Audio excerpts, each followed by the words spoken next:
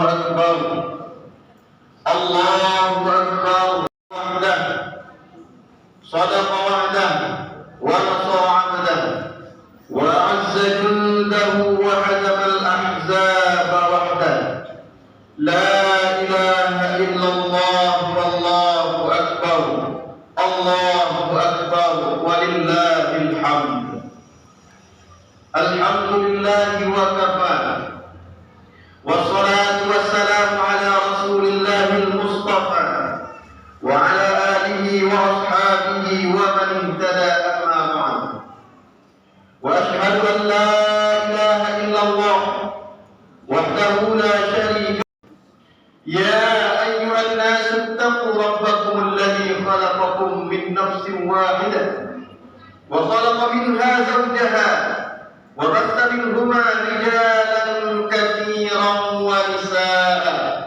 واتقوا الله الذي تساءلون به والأرحام إن الله كان عليكم رقيبا يا أيها الذين آمنوا اتقوا الله وقولوا قولا سديدا يصلح لكم أعمالكم ويغفر لكم ذنوبكم ومن يطع الله ورسوله فقد فاز فوزا عظيما فيا أيها الحاضرون اسمعوا ما قال الله تعالى في محكم تنزيله وبقوله يهتدي المهتدون نعوذ بالله من الشيطان الرجيم بسم الله الرحمن الرحيم ولله على الناس حج البيت من استطاع إليه.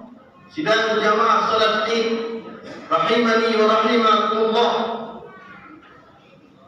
Dua amalan utama yang Allah syariatkan kepada kita umat Rasulullah sallallahu alaihi wasallam ketika kita bertemu masuk kepada bulan Zulhijjah ini.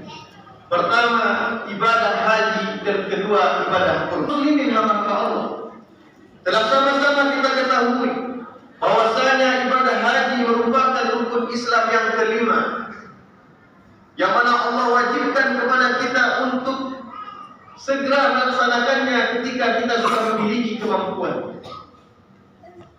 Karena apa kaum muslimin hamba Allah? Karena begitu besar Allah sediakan balasan untuk orang-orang yang mampu dia berhaji pada setiap tahunnya. Rasulullah SAW dalam sebuah hadis yang diriwayatkan oleh Imam Bukhari dan Imam Muslim, hadisnya sahih, tidak membawa dosa sedikit pun.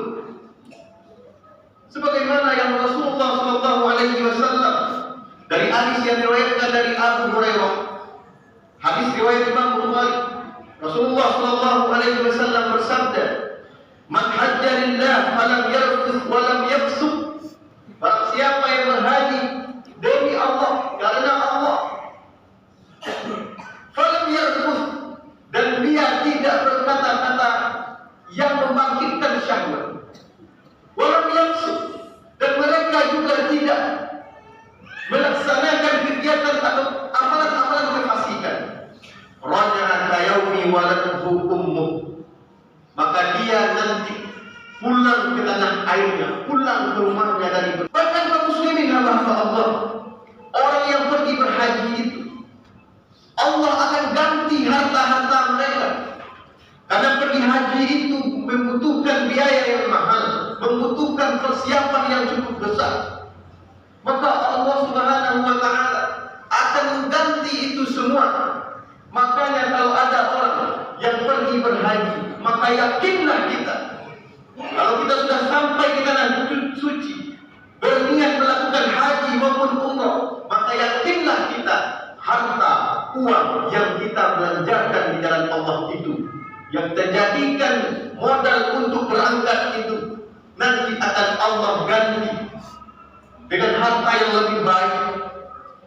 Sebagaimana sabda Rasulullah sallallahu alaihi wasallam, "Tabi'u bainal haji wal umrah, fa innama yanfiyani al-faqr wad dhunub, kama yanfiyani al-kiru." Kaum muslimin hamba Allah, Allah melalui sifat rahimnya tidak pernah tinggal diam.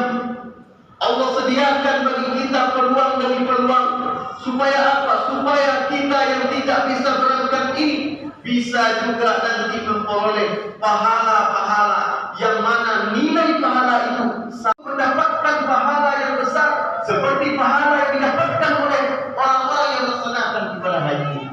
Apa itu pahalanya? Yang pertama kata Rasulullah SAW di dalam sebuah hadis yang diriwayatkan oleh Imam Abu Dawud, hadis nomor 555. Apa kata Rasulullah SAW? Santai di rumah. Rugi kita kalau nanti kita sudah meninggal dan jadi mayat, jadi bangkai. Semasa hidup jarang pergi ke masjid. Pergi ke masjid ada 1 kali 1 bulan, 1 kali 1 minggu. Allahu a'lam. Nauzubillah min dzalik. Tetapi ketika dia mati, digotong sama-sama ke masjid, rugilah orang-orang seperti itu. Karena apa? Karena orang-orang yang pergi salat ke masjid berjamaah, setiap ayunan langkah yang ia langkahkan, setiap langkah yang ia langkahkan, ayunan tangan yang ia ayunkan menuju masjid, maka setiap langkah yang ia langkahkan itu, maka itu akan menggugurkan dosa-dosanya, dan 1 langkahnya lagi akan mengangkat derajat dia di sisi Allah Subhanahu wa taala. Makanya Pak, bagi kita sudah siap kita untuk menghadap pengadilan Allah nanti. Masihkah kita ke masjid itu hanya musiman-musiman, musim Jumatan, 1 kali 1 minggu? Kalau kita Pak, ke masjid 1 kali 1 minggu, tidak ada ubahnya kita dengan saudara-saudara kita yang beragama Nasrani. Ke gereja cuma 1 kali hari Minggu. Kalau kita ke masjidnya cuma 1 kali dalam 1 kali Jumat saja dalam 1 minggu itu, tidak ada ubahnya kita seperti mereka. Makanya apa kata Rasulullah SAW? Man shallal ghadati fi jamaah, barang siapa yang melaksanakan salat subuh berjamaah, thumma qala yadhkurullah hatta tatlu'us syams, kemudian setelah itu dia duduk di tempat salatnya tadi dengan kegiatan berzikir kepada Allah. Mungkin dia berzikir baca la ilaha illallah sebanyak-banyaknya, subhanallah sebanyak-banyaknya, terserah, yang penting dia berzikir. Atau dia membaca Al-Quran, karena membaca Al-Quran itu juga termasuk bagian dari zikir. Tsumma shalla rak'atain, kemudian setelah mereka melihat matahari sudah mulai terbit, kemudian mereka sholat 2 rakaat. Nah, sholat yang 2 rakaat itulah yang dikatakan dengan sholatul isyraq. Apa kata Rasulullah? Kanat lahu ka'ajri haji wal umrah, maka bagi orang itu pahalanya seperti pahala orang yang melaksanakan haji dan umrah. Wa qala Rasul bersabda selanjutnya, tammatan, artinya sempurna pahalanya. Itu yang kedua, sholatul isyraq. Tapi sholat isyraq bukan 1 kali, rutin kita laksanakan. Kemudian kaum muslimin hamba Allah, apa yang ketiga? Ya Allah jadikan pahala sama dengan pahala orang yang melaksanakan haji dan umrah. Allahu Akbar, Allahu Akbar, Allahu Akbar, Allahu Akbar, Allahu Akbar, Allahu Akbar, Allahu Akbar, walillahil hamd. Alhamdulillahi rabbil alamin. Asyhadu an la ilaha illallah wahdahu la syarika lah, wa asyhadu anna Muhammadan abduhu wa rasuluh. Allahumma salli wa sallim ala nabiyyina Muhammadin wa ala alihi wa ashabihi ajma'in. Fa ya ibadallah, ittaqullaha haqqa tuqatih wa la tamutunna illa wa antum muslimun.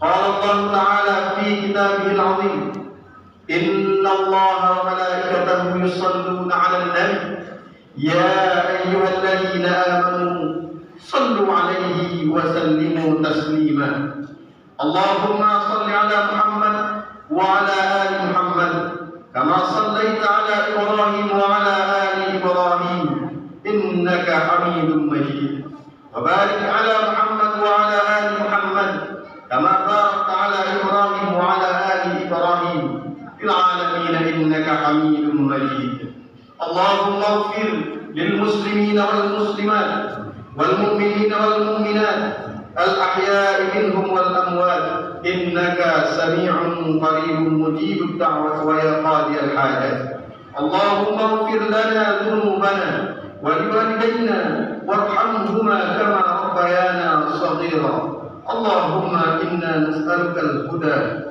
والتقى والعفاف والغنى اللهم يا مقلب القلوب ثبت قلوبنا على دينك وطاعتك اللهم ربنا هب لنا من أزواجنا وذرياتنا قرة أعين واجعلنا للمتقين إماما اللهم أحسن عاقبتنا في أمورنا كلها وأجرنا من خزي الدنيا وعذاب الآخرة اللهم لا تدع لنا ذنبا إلا غفرته ولا هما إلا فرجته ولا عيبا إلا سترته ولا دينا إلا قضيته ولا سقما إلا شفيته ولا حاجة إلا قضيتها ويسرتها فيسر لنا أمورنا واشرح صدورنا ونور قلوبنا واختم أعمالنا بأعمال الصالحة يا أرحم الراحمين اللهم ادفع عنا البلاء والوباء والزلازل والمحن وسوء الفتن والمحن ما ظهر منها وما بطن عن بلادنا إندونيسيا خاصة وسائر البلدان المسلمين عامة يا رب العالمين اللهم أعز الإسلام والمسلمين وأذل الشرك والمشركين وانصر عبادك الموحدين وانصر من نصر الدين واقتل من خذل المسلمين ودمر أعداءك أعداء الدين وعلى كلمتك إلى يوم الدين ربنا لا تزغ قلوبنا بعد إذ هديتنا وهب لنا من لدنك رحمة إنك أنت الوهاب ربنا آتنا في الدنيا حسنة وفي الآخرة حسنة وقنا عذاب النار عباد الله إن الله يأمر بالعدل والإحسان وإيتاء ذي القربى وينهى عن الفحشاء والمنكر والبغي يعظكم لعلكم تذكرون فاذكروا الله يذكركم وادعوه يستجب لكم ولذكر الله أكبر السلام عليكم ورحمة الله وبركاته